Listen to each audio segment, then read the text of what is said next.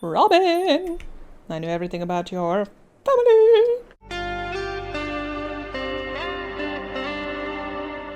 There's gotta be a rational explanation. Well, I don't have one, but I know what I saw with my own eyes. Maybe the footage skipped into another date or something. Let's rewind a bit more just to be sure. Yeah. Show me more. It'd say 8th of August, 2027 right there in the corner, but let's try.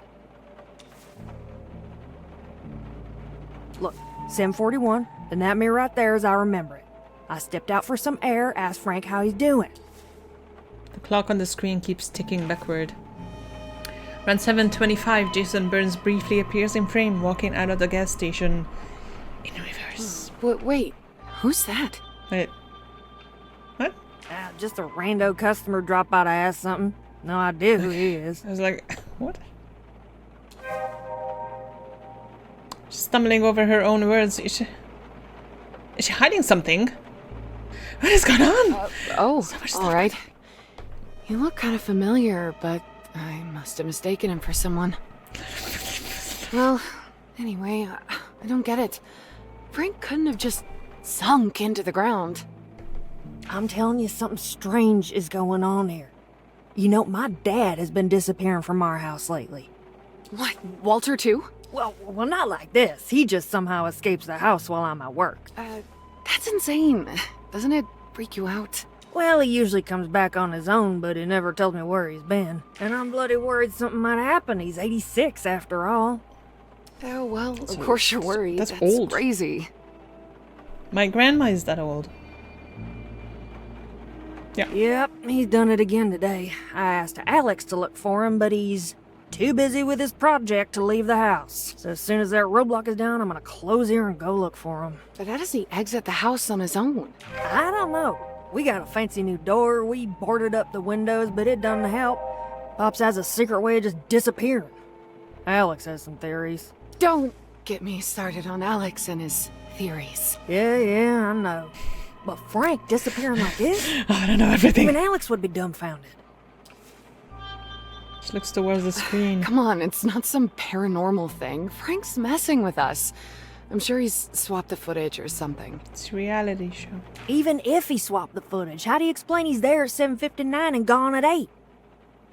So if I never hurt myself, if I never killed myself almost or entirely in the accident, then I could have gone on a reality show route with intentions.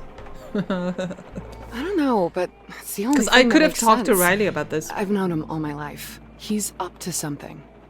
Continue. I want to know everything. Brothers, right? Always pulling something. Yeah, no Something. kidding. You never know what you're gonna get with them. And somehow they always manage to get away with everything. Tell me about it. They drive you crazy, but you can't help but care about them. Right. You try to look out for them, but they never listen, yet they expect you to be there when things fall apart. True. To be fair, Frank was there for me for 7 long years after Mom died, when we were living at the motel. I was a difficult teenager, let me tell you, so you have to give him that. But ever since... Yeah, that changed him. You know, he's a good mechanic, but lately it's been a pain working with him. There's no such changes with Alex. He's been the same old lunatic he's ever been. A few more wrinkles, a little less hair. That's the only changes I see in him. Well, consistency does count for something, even if it's consistently... chaotic. I don't think Alex could be anything else, even if he wanted to. As you said. Brothers. Sorry, I clicked too fast. Family is family. Maybe it's on us to figure out how to accept them for who they are. Yeah, I don't know about that. When someone crosses my lines, I, cut them off. Maybe that attitude is why a hot girl like you don't have a boyfriend. It's definitely not that, trust me. That's because she's a lesbian. I'm far from being a girl, Max. Oh, come on, Trans take man. the compliment. I'm 9 years older. I wouldn't complain about being called a girl. So, what's the reason then? I just haven't really been looking for a boyfriend. What about you? Anyone special? Whew, I wish. If only I could have found someone decent and respectable. Pops would be Respectable. so proud. She trails off suddenly, leaving an awkward silence hanging in the air. Hey, do you ever look back on something you did and Wonder if you were wrong. Even though you thought it was the Guys, right I'm choice at the standing time. here. I wanna buy some. If you even care. Well, I keep asking myself if I made a mistake every day since I quit. No, not like that. I mean, something bigger. She frowns. Bigger than uprooting your entire life? I don't know. Feels like I'm already free-falling as it is. I mean, something you'd rather people never know about, even if you had good reasons. Yeah. Sometimes it feels like the truth does more harm than good, but keeping it quiet for too long, that's tough. Or at least for me. Maybe that's why I'm running now. Feels like freedom, leaving it all behind, but sometimes I wonder if I'm just avoiding facing some things head on. Yeah, Her voice is quiet, almost a whisper. easier to run.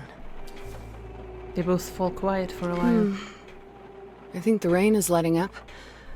Hope it'll stop soon. Hey, do you sell those little croissants? You know, the ones filled with stuff?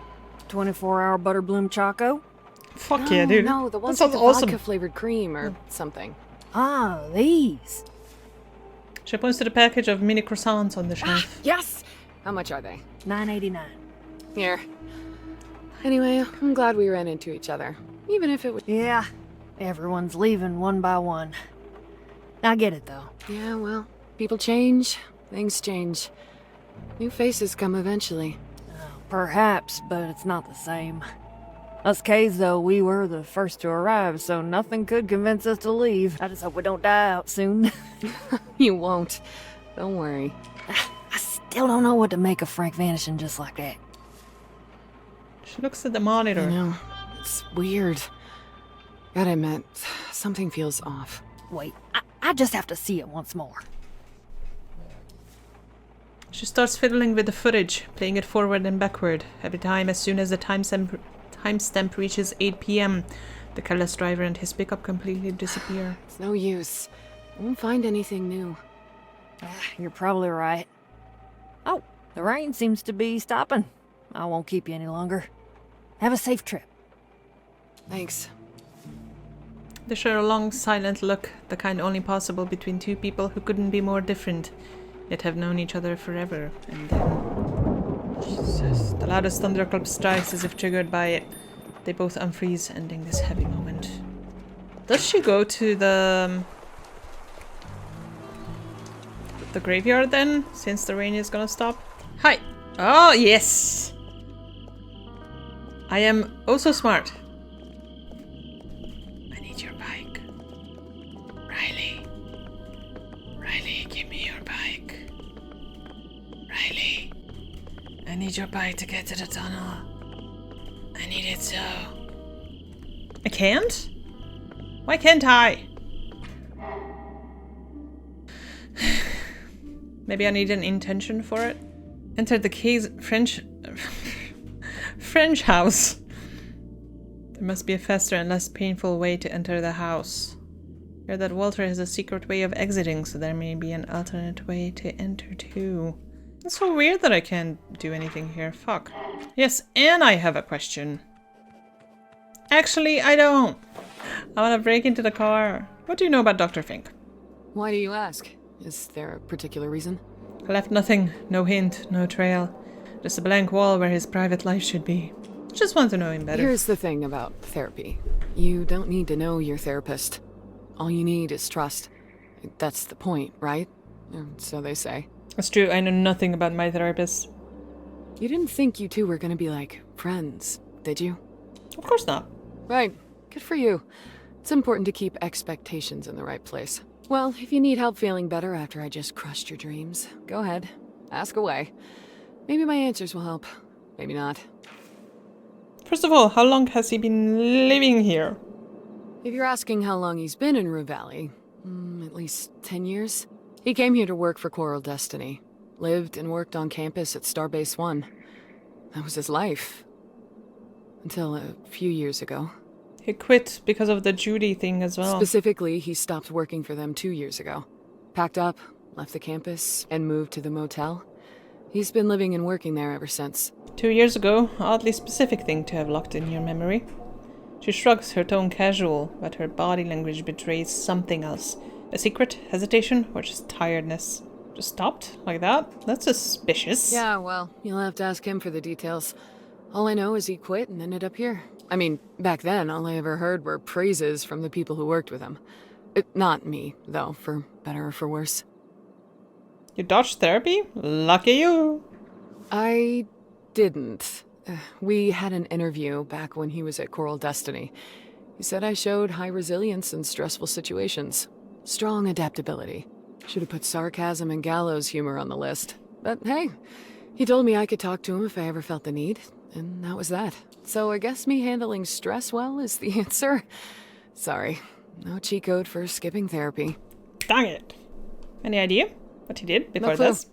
Probably more of the same, helping people or, whatever you want to call it.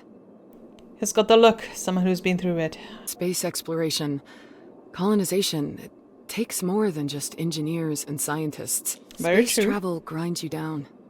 Days, weeks, months inside a pressure-sealed can. Nothing but metal walls and the cold black outside. It does something to the mind. Ask any submariner. Ask any prisoner. Ask When any you Red land and Park you realize this is it. person. The Right. rest of your life. A foreign sky overhead, a different gravity under your feet. A planet that does not love you, does not want you there. And home? You'll never see it again. Damn. Dr. Fink's experience in selecting the right people and teaching them to endure the pressure, clear their heads, make the right call when everything is He wrong, picked Judy, tolerate the unknown. and Judy messed something up. It was invaluable. And that's why Without he the quit, best 'cause people, he with also the feels right like it set was of his skills, fault. You won't last long out there. Nice. I'm breaking into Anita's car now. It's interesting just because because for me, when the time loop ends, it's not like everything teleports. It's like, Frank teleported away. Is he teleporting forward or backward? He's teleporting backwards. He's in a loop until 8 p.m. And then he was in a loop until 8 p.m. He escaped the previous loop. Switching his car, tried to open the car with a wire and test if that article is utter BS. And I forgot. That's it. And there's a clunk from the lock, just as Slice I said. I wasn't paying attention.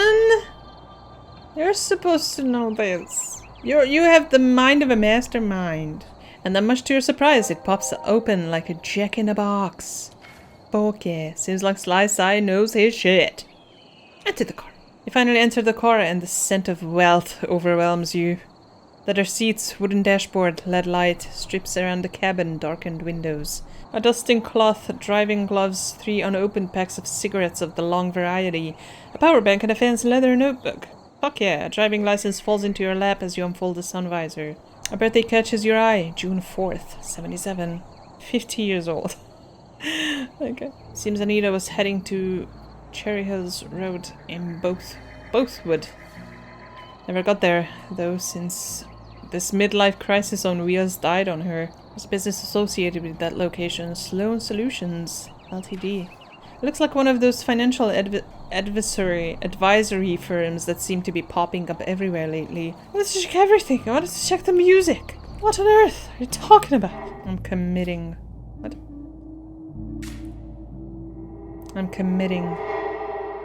arson, mostly. Report Walter's disappearance to the police. Bothwood Sheriff's Department, Deputy Sheriff Cody speaking. How can we help? My son's bored out of his mind, like you've just interrupted his hour-long stare at the ceiling cracks. Let's report a missing person. Right. Is that person an adult? Yes. He's an adult several times over. Yeah, he's old and Sir, frail. These are important matters. Just leave your jokes inside your head. He's 90 years old. So, I write here, adult. Has it been more than 24 hours? Yes. Walter K. Cousin Walt's missing? Again? Now I'm sure you're not taking this report seriously. Cousin Walt? Yep. Are you? We family. The K's and my folk. We go way back. But I reckon a tale of local history is not what you're here for. Who says I'm not interested? Well, way back my folk came here as settlers with Maynard O.K., the founder of Bothwood. This is way back, okay? My great-great-granddad, Clayton Bronco Canis, he was his right-hand man, his main cowboy. When old man Fuck Kay yeah! got rich, my folk got rich with him. Hell, we own a block of Bothwood. Too bad it's worth less than desert sand right now. So, we blood, even though I might not like all the K's that much. Anywho, Cousin Walt's prone to going MIA. He gone done it like half dozen times. But every time he just shows up. So, we used to get calls from Maxine, but I reckon she gave up after a while. Then he seems to remember Wait something. a moment. Who am I talking to? Who's doing the reporting? Eugene Harrow! Eugene Harrow. Exactly. Wait, I've never heard Walt even mention you. Just want Walter K to be found. As I've said, Cousin Walt's gone missing before, but every time he came back under his own horsepower, alive and well. But Noted. I'll do you a solid and file this missing person report. Thank you! So when he turns up dead, you cannot blame me. Nothing will come out of this. This man won't lift a finger even for Cousin Walt. Seems like justice in RUE Valley is slow and unachievable, even for the well-connected. Thanks for nothing. Only doing what we're here for. Nothing. Oh, I have... yes.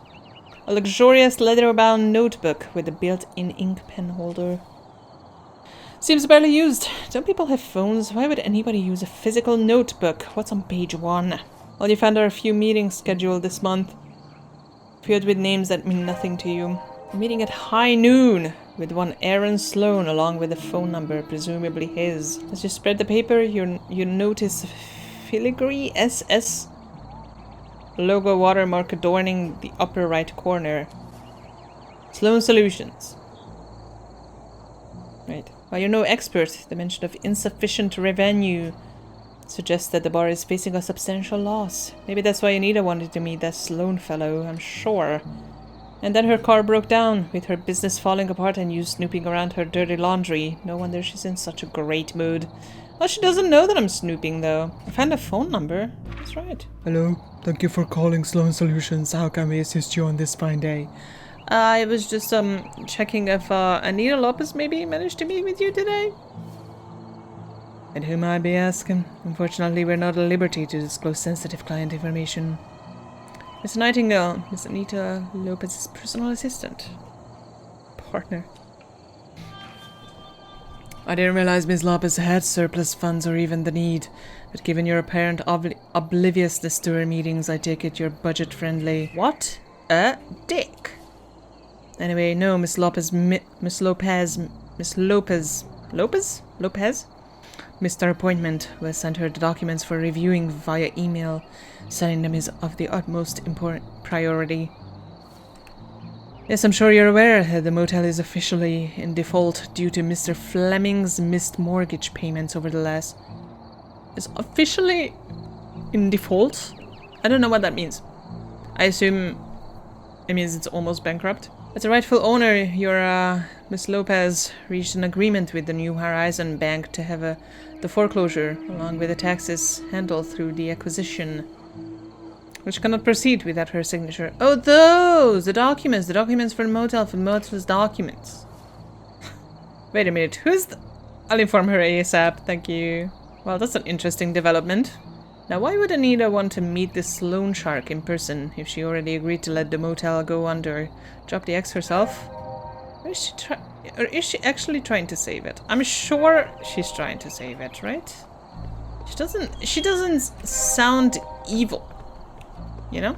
I'm going back to the motel. Hello? What's up? Good evening, Mr. Fleming, I presume. This is Jean Nightingale, your ex-wife's assistant. Assistant?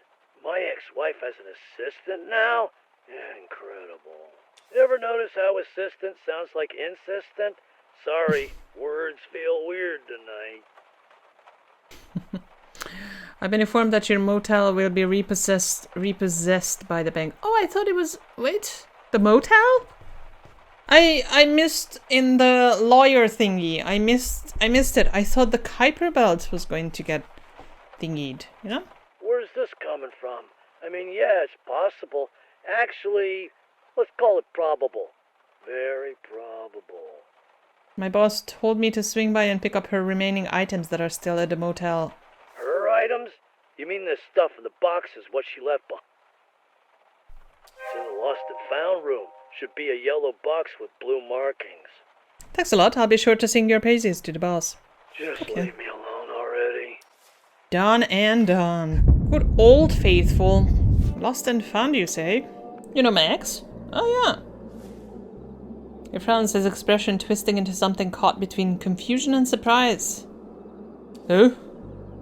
It's hard to tell if he's the topic itself or the timing that's caught him off guard.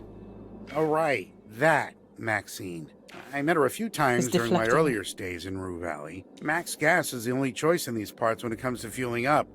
Hard to miss it. So, why are you asking about her exactly? Conducting a study, for sure. Study? About what? Apex ore? Depends if you like that. He hides his disappointment poorly. Fuck. Right. Sounds I know fascinating. Maxine, but not well. Just on the surface, you know? I stop by when I'm driving in and out, fill up the tank, check my oil and whatnot. We usually chit-chat while I do my shopping, weather, local events or whatever. That's about it. Granted, I don't drive anymore, so I wouldn't call myself a regular these days. Yet he did visit the gas station She today. also sells these mini croissants. They're damn good. Does that answer your question? I was kind of hoping for more, though. Sorry, it's all I got. Anyway, what am I doing now? Lost and found, yes. Oh, Robin! I have some questions. Look for a yellow box with blue markings. There's a whole mess of things here. It's gonna take a while to sift through them all, even though you know exactly what you're looking for. After a bit of rummaging, you spot the box Ben mentioned.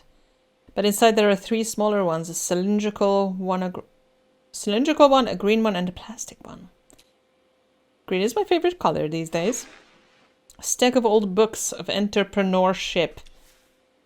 She did her homework, no doubt. It wasn't just her, Ben was here too. He played his part, didn't he? Maybe he's the reason it all went wrong. Plastic box. Shoes, all kinds. Classy for work, high heels, low heels, no heels, comfortable ones, torturous ones, anything you can imagine, and then some. There's a pile of notebooks, all dated from the 90s, but the writing's a chaotic mess. Every page, it seems, is covered in sketches and doodles, tangled up in half-finished thoughts. You do your best to sift through the jumble of barely legible text. Every now and then, certain words or phrases jump out, screaming for attention amidst the chaos. Not alone, that's what we want you to understand. You might feel like the world has left you behind. It's okay if all you feel is anger, sadness, or nothing at all. But know this, there are hands that will hold you, voices that will speak when you can't, shoulders that will carry you when your strength is gone. We're not alone, not here, not now. You might not believe it yet, but we're here, and we're not going anywhere. Together we keep turning right. I would hate having to... That sounds super... It does. If it's not for a motivational TED Talk. Makes you wonder if this was pulled from some spiritual guidebook or one of those self-improvement manifestos. Hope, the word sticks in, throat like a splinter. Hope it's good to you through. Hope, hope, hope, like a record that won't stop. Hope's a trickster, a liar. It gives, then it rips away. I hate it.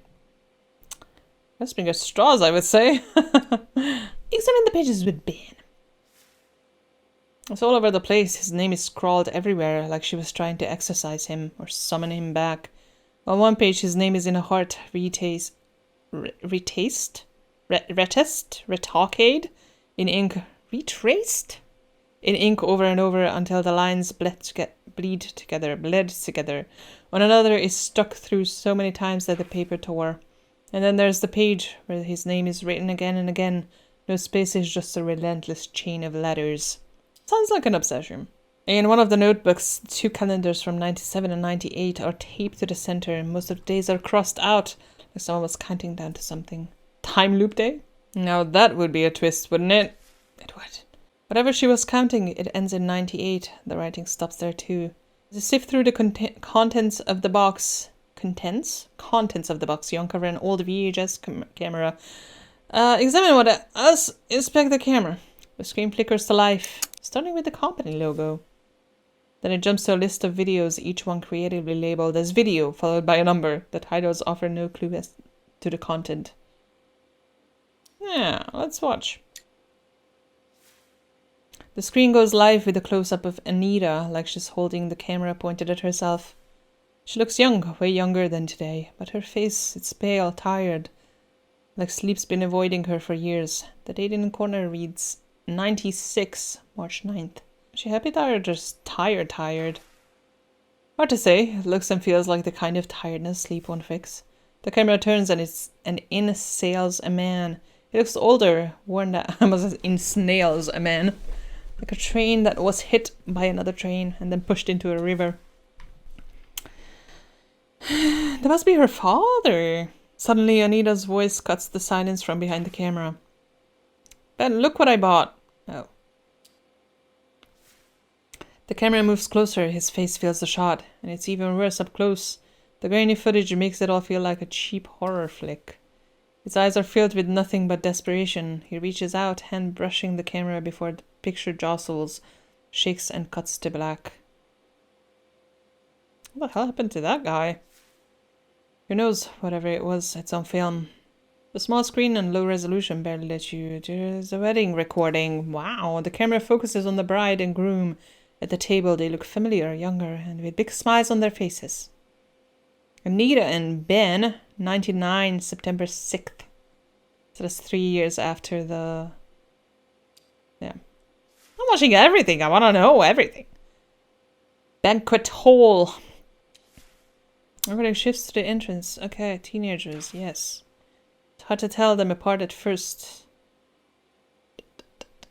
Yeah, let the film roll. Suddenly shouting erupts and the camera swings to an obviously drunk man stumbling toward the teenagers. The well-dressed kid walks to the man and tries to calm him down. Mr. K, please, they did nothing wrong. Maxine Alexander, get out of here. Maxine Alexander, get out of here. You don't belong with this lot, not her. The two of them bolt, leaving the well-dressed kid behind. Walter snarls at him. And you Anderson boy, stay away from McKin, you outlander scum. The frame quickly swings back to the hall like the cameraman is pretending none of it ever happened. Max and Alex were raised with a strict no fun allowed. Anderson boy, outlander? What the fuck? Anita and Ben are back in the frame, talking to each other. Can't hear their voices. It's clear that both are happy beyond words. He kisses her on the forehead and hugs her affectionately. Aww. This Anita appears so different from the one you've met. Moody and quick to get into an argument. People change, okay? An entrance to a large building. Judging by the people's uniforms, it's a hospital. Here we are, almost there. A voice is heard, rasp and excited. And also out of breath. 07 April 9th. That's Robin, isn't it? Camera swivels to this. Born. Yeah. This is a man reborn. Older, yes, but in that rare kind of way where time has treated him kindly. His cheeks are plump with the flush of health, tinged with a rosy hue. The despair that once clung to his eyes like tar is gone, replaced by hope, happiness. Ben's missing a leg! His trousers are pinned up where the flesh and bone once were. Was this the price for his new lease on life? Maybe he was sick before. Maybe. The Ben in the first video, ashen, skeletal, on the edge of oblivion. To see him now upright and smiling, even if it's only on one leg, it almost feels like a victory. The cameraman follows Ben to the reception area where the nurse with a stern look greets him. I'm sorry, in which room is Anita Fleming? I'm Ben, sorry, her husband. His voice is shaky and happy. Nora's face brightens with a warm smile as she shares the room number. A newborn, Robin. Here's Daddy. Come meet your daughter properly, Dad. She's adorable. They both are. Tiny monster from a children's movie.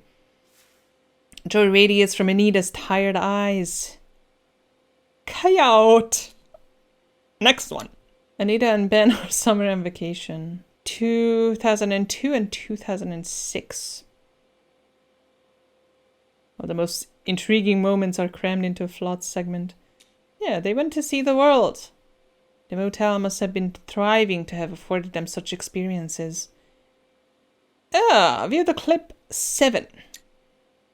Next. The recording flickers to life, showing a parking lot from the motel. 2000. October 17th. To the right, it's the opening. That's the Anderson boy from the wedding. The crowd chants, speech, speech, speech. Thank you all for joining us in this greatest of all moments. Your support has been truly important to us all. Special thanks to you, Barb. I owe you much more than support. You, along with Frank and Riley, will always be like family to me. So it's Frank and his mom and Riley. Frank's last name is Anderson. Good to know. Ben turns to Anita. She holds him under his arm, and they walk to the entrance of the reception area draped in red tape. Yeah, opening! Whee! Why is my life so empty of these moments? That's what I always think. Because I'm miserable.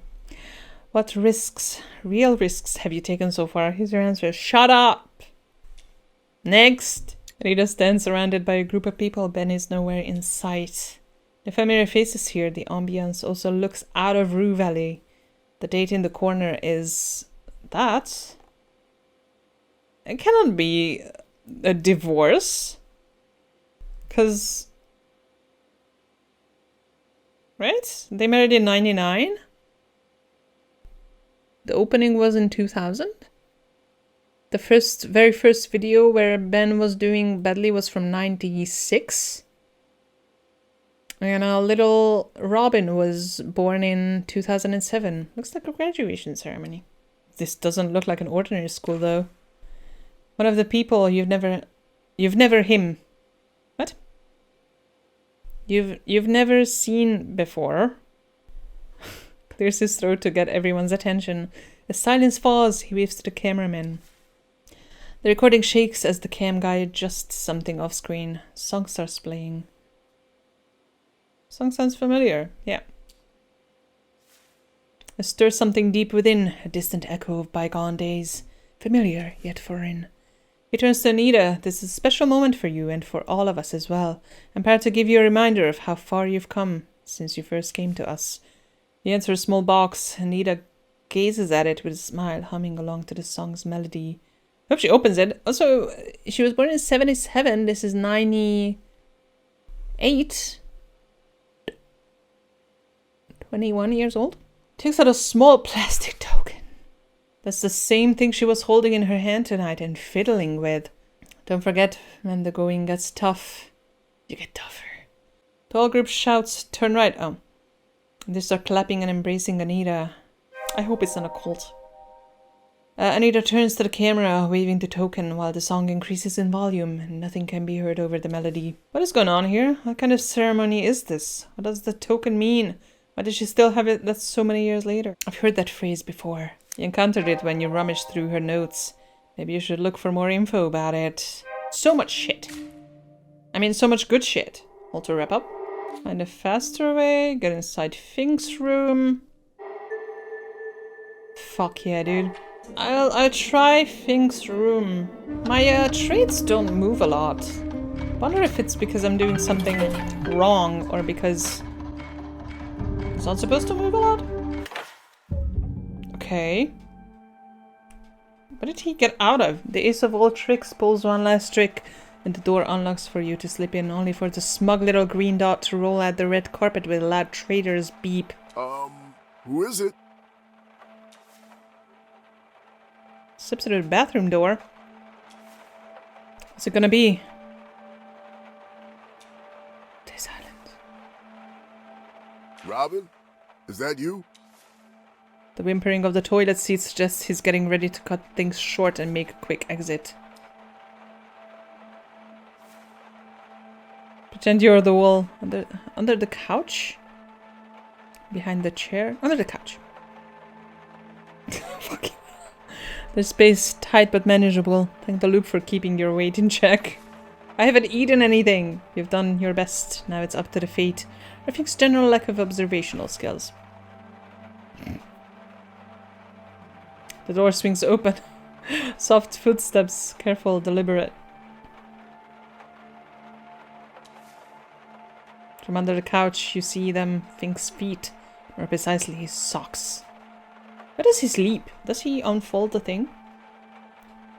I beg you don't take those socks off. The shoes need to go. Out of sight, out of mind. Away from Fink's inevitable realization that this is the perfect place to sit. Sigh heavily and lace them up. So stupid. Eugene! What the fuck, man? Shit, you move them. But now your foot is stuck. Mesh trapped. Prisoner between the couch and the floor. He's on the move again. Apologies, Couch. You had to bear the weight of both me and Mr. Harold today. Hey! And I imagine he wasn't like, I'm sorry. I'm sorry. Let's look at you and let's look at me, okay? I'm a scrawny, flat butt ironing board. You? A well-fed baby boy. His feet shuffle towards the window, slow and deliberate. He's probably scanning the area outside the room. Peripheral vision catches something small and dark. Whatever it is, it's moving, not rolling, not settling with the air. Blow in that direction. A test. Small puff of air, just to see, just to be sure. It moves slowly, creeping into our line of sight. An ordinary house cockroach. Oh fuck. Then Fink moves, and the cockroach, ever the survivor, reacts. It stops judging and starts running. Straight towards your face. I'm keeping my mouth shut. It's on my face! It doesn't care. It never cared. Cry inside. Then it moves again, downward, toward your neck, into your shirt. And from there, who knows where? Up my butt! This is too much. Fink or no Fink, you're getting out of here now. Jesus, dude. You lunge, slapping at you. Fucking excellent. It flees, skittering onto the into the shadows, unbothered, immortal. Okay. I need a shower. Disgusting thing. But now you're free to explore. Oh my god. Where is he? Is he still in the bathroom? Because he doesn't leave. Office work and the occasional social media. Tie the shoelaces together. There's the folder. Is it my folder? The front of it has a Coral Destiny logo. It's been sitting there all this time unnoticed. That's the same type of folder as in Frank's room. Inside a collection of handwritten pages bound with a plastic spiral, giving the whole thing the look of a manuscript. I said I will stop recording an hour ago. Bullet points scatter across many pages. Yes. What you can piece together, the parts are an introduction, the Coral Destiny years, and everything that came after. PhD. Yeah, thinks he's married? Not everyone is hell-bent on dying alone and miserable like you. Think he's divorced? Yeah, some case sent out a particular astronaut who exhibited slight agoraphobia, an affliction that is not just inconvenient, but outright lethal beyond Earth's atmosphere. He's talking about Judy? Fink writes about his process, how he assessed the severity of Rena's condition, determined whether she was fit for the mission. His final judgment, it wouldn't be an issue, she could go. And then at the end of his section, a confession subdued but heavy. He was deeply affected when he heard that the astronaut he signed off on for a mission died in an accident in space. That's why. Fink writes about life after Coral Destiny, yes. Man, the husband of the astronaut. A meeting with a man, the husband of the astronaut, Frank. A widower, devastated, holding onto the past with a white-knuckled grip. Fink felt obliged to help, not compelled, not driven, obliged. He refers to the man under a pseudonym, Ender Frost. He writes about Ender's refusal to accept reality and move on, how Fink chose not to confront him directly, not to antagonize him. Instead, he focused on stabilizing him, getting him back on his feet, back to some semblance of a normal life. And it seemed to work, at least for some time. That is very late, holy shit. And then the last session with the husband arrived with a story, not a breakthrough, not a realization, a story. His wife was alive? What? That sounds like... It does sound like... That's... Something about reversing time or something. Like the explosion or something, I don't know. He expressed his concern, of course. He wrote about how fragile the situation was, but the work they had done together was beginning to unravel. And then the husband vanished, stopped answering calls and avoided Fink entirely. This is unsettling. Tell me about it. Who failed here, the therapist or the patient? Who bears the weight of the unraveling? That's pretty much it. The manuscript in its raw, unpolished form. Mess of half-finished thoughts and incomplete truths. Clearly still in its early stages. As you close the manuscript, something slips free. A pale envelope is lodged from between the pages. Must have been tucked inside, only to shift loose as you turn the pages. On the back, written in neat handwriting, are the words, "For Judy." Inside there is a letter on a single page, written by hand. The date is 2026. Dear Judy. Oh my god, that scared me. In your absence, this letter is the only way I can speak to you. I've recommended this method of communication to many of my clients as a way to cope with their loss. The irony of now finding myself writing one of these letters isn't lost upon me. A reminder of how life circles back in ways we never expect. How do you say goodbye to someone who trusted you with their deepest thoughts, fears, and dreams? How do you find closure when life ends so suddenly, so unfairly? It's funny in a way, and sad. No school teaches you something like this, something truly worth knowing. When I heard about the accident, I was hit with a wave of emotions I wasn't prepared for. Shock, sadness, anger. All your courage, resilience, and determination to face life's challenges, gone in an instant. But above all, there was a sense of loss. The thought that we would never meet again, never exchange another word. Every conversation might be the last, and yet the universe keeps spinning. The terrifying part isn't the goodbye, it's not knowing when it happens. Not knowing when it happens, the conversation left hanging in time, never to be finished. I can't stop thinking about the last time we spoke. The look on your face when I approved you for the mission, it was radiant. You had worked so hard for that dream, and I felt proud to be part of it, even if all I did was sign a piece of paper. That signature, though, has since become a source of doubt for me. Fink doubting himself? That's new. Let me be clear.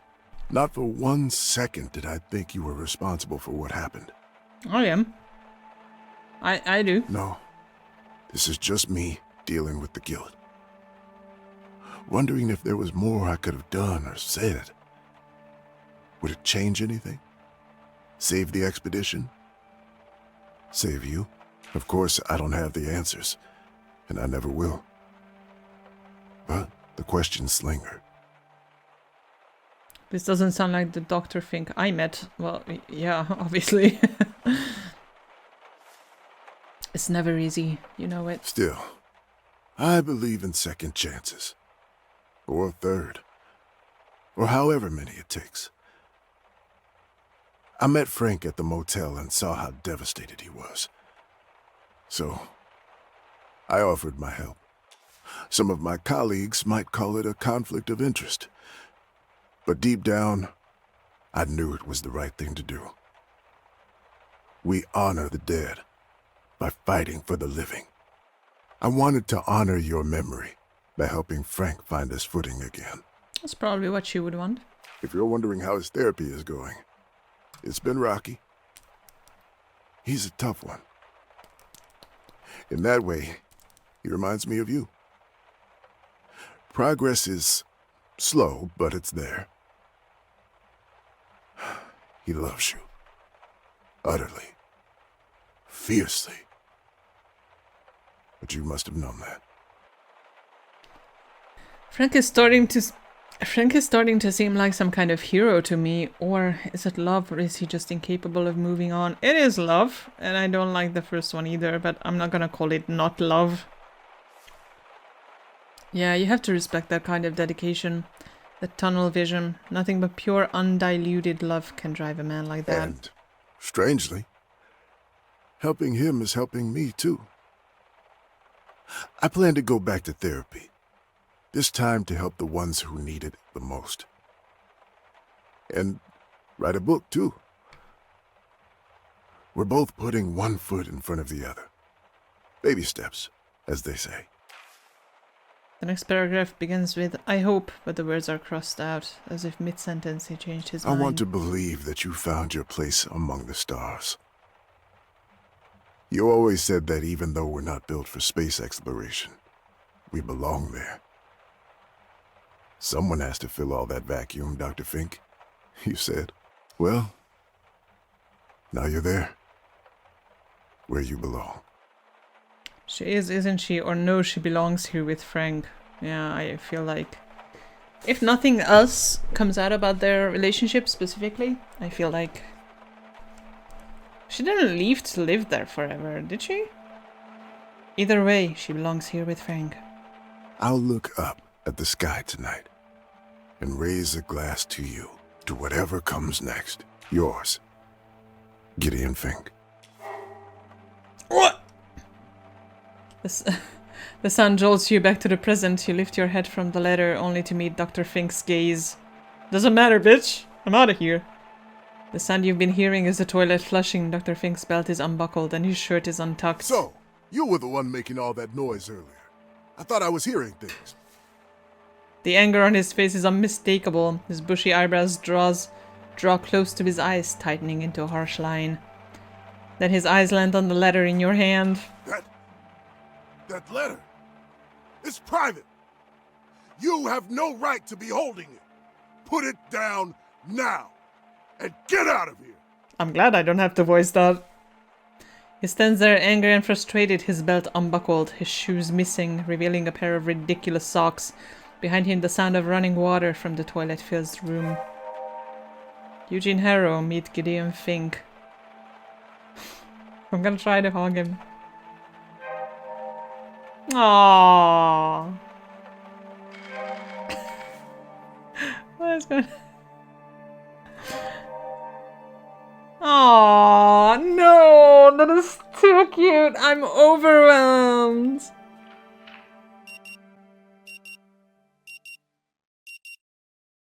Okay, that was a way bigger moment than I was hoping. I thought it was just gonna be silly. That's a lot of stuff. Oh, that was adorable. That's my favorite moment so far. I'm in a time loop, guys. That's a beautiful ending for this episode, whichever it may be. It's still really good. It's mine.